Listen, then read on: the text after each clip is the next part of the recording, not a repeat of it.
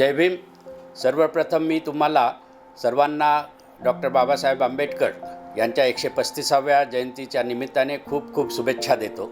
आपल्याला सर्वांना माहीत आहे की आपला देश जो आहे समृद्धीने नटलेला आहे, तसंच वेगवेगळ्या धर्माचेही पालन करणारे या देशामध्ये आहेत, परंतु ह्या सगळ्यांना एकत्र बांधून ठेवण्यात आलेलं आहे। त्याच्याकरता खूपच महत्त्वाचं जे या सगळ्यांना एकत्रित करून ठेवतं ते म्हणजे आपलं भारतीय संविधान। आणि ह्या भारतीय संविधानाचे आपल्याला सर्वांना माहीत आहे की शिल्पकार जे आहेत ते डॉक्टर बाबासाहेब आंबेडकर, त्यांची जयंती आहे। त्यानिमित्ताने पुन्हा एकदा आपल्याला खूप शुभेच्छा देतो। बाबासाहेबांचं आपल्याला जीवनही जे आहे ते माहीत आहे की किती कठीण परिस्थितीमध्ये झालं आहे, परंतु ते असे एकमेव भारतीय होते की या सगळ्या संघर्षावर मात करून विदेशामधल्या ज्या मोठे विश्वविद्यापीठ आहेत त्याच्यामधून डबल डॉक्टरेट आणि बार्याट लॉची डिग्री घेणारे ते एकमेव भारतीय होते। हा सगळा अभ्यास करून ते परत भारतात आले, कारण त्यांचं म्हणणं होतं की मी प्रथमतः भारतीय आहे आणि अंतिमतःही भारतीयच आहे, एवढं ह्या देशावर त्यांचं प्रेम होतं। इथे आल्यानंतर हा देश एक आधुनिकतेकडे, मॉडर्न इंडिया कसं तयार होईल आहे याचं स्वप्न ते घेऊन आले होते। इथे जातीवादी रूढी परंपरा ज्या होत्या त्या कसं आपल्याला तोडता येईल याच्याकरता त्यांनी जीवनभर संघर्ष केला। त्यांचा जीवनाचा संघर्ष जर आपण बघितला तर तो मानवाला चांगल्या पद्धतीने कसं जीवन जगता येईल, राईट टू लाईफ म्हणजेच राईट टू डिग्निफाईड लाईफ, याच्याकडे त्यांचा संपूर्ण आयुष्याचा संघर्ष जो आहे तो राहिलेला आहे। आपण जर बघितलं तर 1927चा महाडचा चवदार तळ्याचा जो सत्याग्रह ज्याला आता 100 वर्ष पूर्ण होत आहेत आणि शासनाने नुकतेच त्या ठिकाणी 56 कोटी रुपये जे आहेत ते मंजूर केलेले आहेत, जेणेकरून त्या तलावाचं शुद्धीकरण व्हावं, स्वच्छ पाणी लोकांना तिथं मिळावं। तो सत्याग्रह बाबासाहेबांनी, तो भारत देशामधला मानवी हक्कासाठीचा पहिला सत्याग्रह होता। आणि त्यामध्ये बाबासाहेबांनी ते जेव्हा चवदार तळ्याचे पाणी प्राशन केले तेव्हा त्यांनी सांगितलं की हा संघर्ष फक्त पाण्यासाठी नसून मानवी मूलभूत हक्कासाठीचा आहे। त्याच्यानंतर काळाराम मंदिराचा सत्याग्रह माहीत, तोही बाबासाहेब तेच म्हटले की सर्वांना समान संधी, समान हक्क मिळाला पाहिजेत, यासाठीचा तो सत्याग्रह आहे। त्याच्यानंतर राऊंड टेबल कॉन्फरन्समध्येही बाबासाहेबांनी जे वंचित आहेत त्यांची बाजू फार भक्कमपणे मांडली आणि सर्वात प्रथम पॉलिटिकल अधिकार जे आहेत ते मिळवून दिले। हा संपूर्ण घटनाक्रम आपण त्यांच्या आयुष्याचा बघतो। 1937 ते 38च्या दरम्यान त्यांनी कोकणमध्ये खोतीसाठी, जी खोती पद्धती होती त्यासाठी खूप मोठं आंदोलन घडवून आणलं आणि खोती पद्धत जी आहे ज्याच्या रद्द केली, ज्याच्यामुळे लाखो शेतकऱ्यांना, कोकणच्या शेतकऱ्यांना जमिनी ज्या आहेत त्या स्वतःच्या नावावर करून मिळाल्या।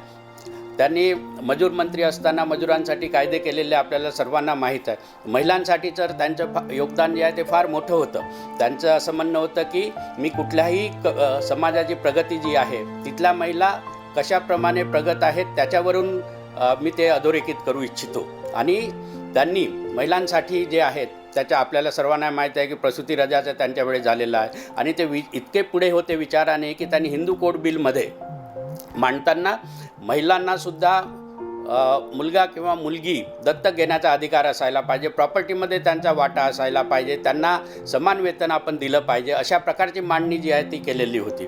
त्यामुळे त्यांचा दृष्टिकोन जो आहे हा सगळ्यांकडे बघायचा दृष्टिकोन हा एक मानवीय दृष्टिकोन होता। आणि शेवटी हे सगळं जे आहे त्यांनी भारताच्या संविधानामध्ये लिहून ठेवलेलं आहे। आणि आपण बघतो की लिबर्टी, इक्वॅलिटी आणि फ्रॅटर्निटी जे भारतीय संविधानामध्ये लिहिलं आहे ते बाबासाहेब म्हणतात की मी तथागत बुद्धापासून घेतलेलं आहे, त्यांच्या फिलॉसॉफीमधून घेतलेलं आहे। बाबासाहेबांनी त्यांच्या आयुष्यामध्ये 3 गुरूंना मानलेलं आहे, महात्मा फुले, संत कबीर आणि तथागत बुद्ध। महात्मा फुलेंचंही आपल्याला माहीत आहे की किती क्रांतिकारक विचार त्यांचे होते। 1868मध्ये त्यांनी स्वतःच्या घरी असणारा पाण्याचा हौद जो आहे हा सर्वांसाठी, अस्पृश्यांसाठी त्यांनी तो खुला केला होता। बाबासाहेबांनी चवदार तळ्यामध्ये पाणी प्राशन करून तो सर्वांसाठी खुला आहे हे दाखवून दिलं होतं आणि त्याच्यासाठी न्यायालयीन लढाई लढून 10 वर्षामध्ये 1937मध्ये त्याचा निकाल लागून चवदार तळे सर्वांसाठी आहे असा त्याचा निकाल झालेला।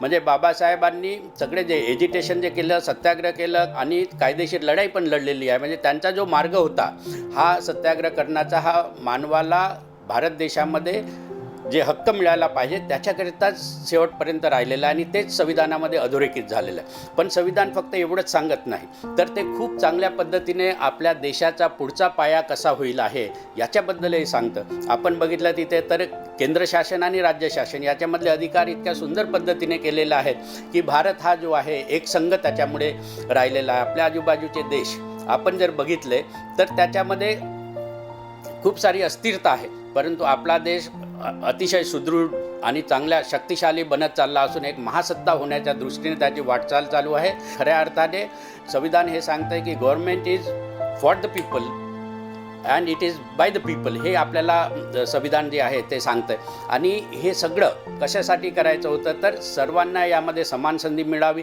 सगळे जे आहेत ते एका लेवलच्या वर जावेत. कारण देशाचा सर्वांगीण विकास जर आपल्याला पाहिजे असेल आहे तर देशाचा प्रत्येक नागरिक जो आहे त्या विकासामध्ये सहभागी होणं आवश्यक आहे आणि तो तेव्हाच सहभागी होऊ शकतो जेव्हा त्याला चांगल्या संधी मिळतील आहे. आजही आपण जर बघितलं तरी बिलो पॉवर्टी लाईनचं काही जी लोक आजही आपल्या देशामध्ये आहेत त्यांनाही जरी आपण वर आणू शकलो तर त्याच्यामुळे आपल्या देशाच्या इकॉनॉमीमध्ये प्रोडक्टिव्हिटीमध्ये भर पडणार आहे आणि त्याच्यामुळेच हे आवश्यक आहे. कारण जेव्हा आपण आता महासत्ता बनायच्या दिशेने वाटचाल करतो, ज्याचा रोडमॅप संविधानामध्ये अशा प्रकारे दिलेला आहे की आर्थिक स्वातंत्र्य आपल्याला आर्थिक आपण कशा पद्धतीने स्वतःच्या पायावर उभं राहू शकतो, सामाजिकदृष्ट्याही आपण प्रगत व्हायला पाहिजे. कारण त्यांनी जेव्हा बुद्ध धम्माची दीक्षा घेतली तेव्हा त्यांनी सांगितलं की मी हा धम्म जो आहे याच्यासाठी स्वीकारत आहे कारण याच्यामध्ये समानता आहे, याच्यामध्ये करुणा आहे, याच्यामध्ये दुसऱ्यांवर प्रेम करायची ताकद याच्यामध्ये आहे,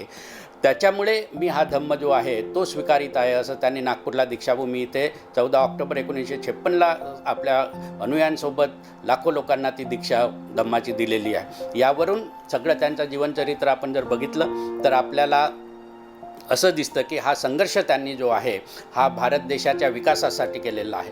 तर याच्यावरून स्वतःच्या हाल अपेष्टा संघर्ष हे बाजूला ठेवून त्यांनी लोकांसाठी देशासाठी सतत विचार केलेला आहे. मला वाटतं की हेच त्यांचा संघर्ष अशा प्रकारचा सर्वांसाठीचा हा आपल्याला प्रेरणादायी आहे. त्यामुळे आपणही सर्व मिळून हा आपला देश जो आहे हा कसा प्रगतिशील विचारांकडे जाईल याच्यावर ह्या दिवशी विचार मंथन करणं अतिशय आवश्यक आहे आणि त्यांच्या विचारावर आपण पुढे जाणे अतिशय आवश्यक आहे.